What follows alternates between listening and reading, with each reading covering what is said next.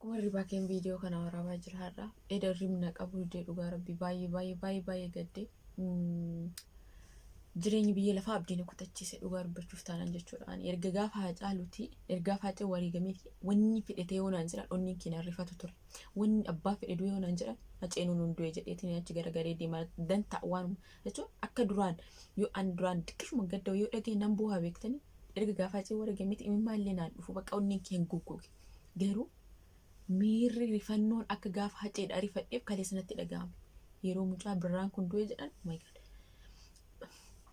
baqachuun bakka beekon onneen kee akkanumatti danna cabinatti bichaan beekon dhugaa rabbi hedduu na dhagahame jireenyi biyya lafaa diqqoodha kanaaf you please waliin jibbina maatii jaalalaa jarri kun jaalala fakkeenya yeroo baay'ee namni waa'ee jaalala barreessu suuraa isaanii fayyadama waan fedharratti suuraa isaanii fayyadama baay'ee jaalalli isaanii anaan ajaa'iba nama hundattiyyuu gaafii ta'a jaalalli isaanii jechuudha hedduu tokko baqachuun ijoolleen kun baqachuun haa Oromoo keessa namni keenya Oromoon akkatti miidiyaa irratti jaalala mul'isan baay'inaan waan hin jirreef kan isaanii kun adda ture na baay'ee tokko onneen kiyya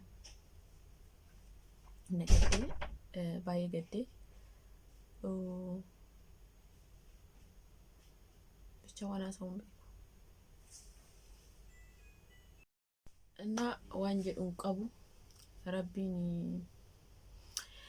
nafsi isaa habaaru isheef immoo rabbi jajjabina haa kennu ani akkana rifadhe isheen maal akka taatu ani hin beeku waan hundaafiyyuu please waliin jibbinaa nuti guyyaa duunu hin beeknu wantoonni akkanaa kun waaqayyo wanta akkanaa kana maaliif akka godhu beektanii nuuf akka barumsa fudhannu natti fakkaata namni aga jiru akka jireenya isaa osoo hin cinqamiin bakka jireenya diqqoodha jedhee akka jiraatu namni akka wal kabaja akka wal jaalatu nuti gaafa duuni qofa walii rifachuu minaamin osoo hin taane hamma jiru osoo wal kabajnee wal jaalannee hoo waan jedhu tokko qaba yaada jechuudha.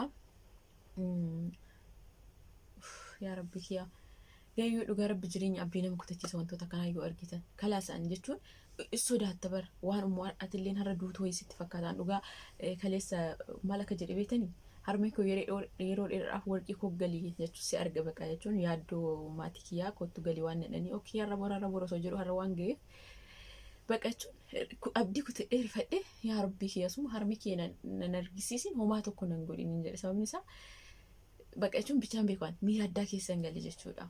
Innaa abdii nama kutaan jechuun wanni bara kana arge keessatti jireenya irraa abdii na kutachiise dhugaa dubbachuuf jireenyumti lafa kanayyuu abdii na kutachiise jechuudha.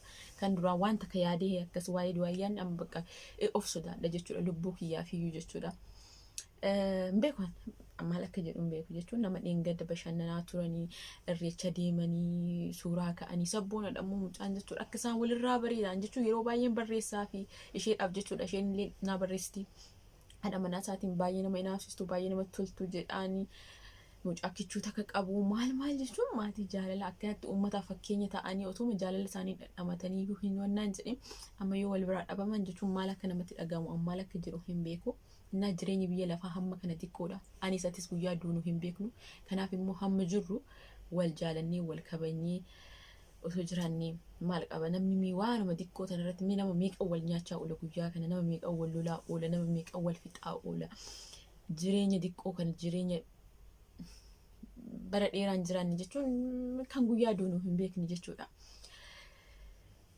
Innaa ani hedduu tokko dhagahame dhugaa rabbi nama imimmaan naan boo'ee boohaa bulee jireeyyuun beeksisti hedduu tokko jechuun ani isaa miidiyaa irratti yeroo tokko istoorii isaa fagaafa laaloo haadha manaa keen bareeddii ijoollee daa'imni keen bareeddii naam jedhee istoorii kennaa fi waliin akkasumalee agasmara walitti wannaan jennu garuu isheedhaan sirriitti walitti dhiyaadha haadha manaa isaatiin yeroo baay'ee walii barreessina baay'ee tokko walii barreessina baay'ee tokko garaa nama nyaatu baay'ee tokko namatti tolu baay'ee maatii jaalalaa turanii maal jedhee akkasinitti himuun beeku miidiyaa kana namni baay'ee waa'ee isaanii aan dhugaa isin jedhaate namatu budaatti ta'e iyyuu natti fakkaata piliis waan tokko isin gorsu gaafa jireenya gaarii jiraata yookiin immoo jaalallee kee wajjin namoota jaalala nama maatii jaalalaa taatan wanta gaarii qabda miidiyaa irraan baasina dhugaa isin jedhaati namni akka laaluun godhina maal beetanii ijji namaa kun haasofni namaa jechuun namaa kun budaa namatti ta'anatti fakkaata dhugaa rabbi mucaa kana yoo jechuma namaatu nyaatee natti fakkaata. Beektan yeroo baay'ee jarri kun baay'ee fakkeenya jechuun miidiyaa irratti jechuudha. Namni baay'ee waa'ee isaanii naasa'an, namni baay'ee suuraa isaanii ni fayyadamu. Ijoolleen baay'ee profaayilii suuraa isaanii fayyadamu. Maal walii gad oofan suuraa isaanii kana miidiyaa irra. Annamu ijuma namaatu iyyuu budaati ta'e bakka afaanuma keenya iyyuu budaati ta'e natti fakkaata. Dhugaa wanta akkana kana wanta gaggaarii miidiyaa irra hin baasina. Wanti gaariin ija namaaf xuruu miti waan ta'eef jechuudha. Namni gaariin hin bulu waan ta'eef jechuudha.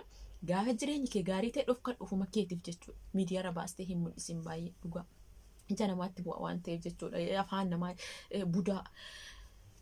Bichaan beeku dhugaa rabbi hedduu tokko jechuudha. Akka haceetti du'a mucaa kana akka haceetti amanuu dadhabe. Du'a mucaa kana akka haceetti abjuun itti ta'e maaliif akka ta'e hin beeku jechuudha. Akkuma jedhan gaafa haceen wareegameeti namni fedhe du'ee onaan jedhan erga dhugaa isin jedhan wanni fedhe ta'e onaan jedhan duraan onneen kee beektanii waanuma xiqqoo na gochisan dhugaa rabbi gaddan danda'u waan namarra gaggabu waan hamaan danda'u xiqquma dhageenya bakka imimmaan kee fagoo hin jiru hin booya'anii jechuudha. Garuu gaafa haceen wareegameeti waan fedhe onatti mal haceen hundu'e bakka nadhiisa. Bakka jechuun onneen kee gugguug imimmaan naan bu'u. Garuu miirri gaafa sanatti dhagaame kaleessa deebiin natti dhagaame mucaa kanaaf jechuudha dhugaa rabbi jechuun oh my god. Onneen kee na dhahatala. Innaa bichaa waan akka jedhu beeku rabbummaan seenaadhaaf jajjabinna haa kennu baay'ee ulfaata.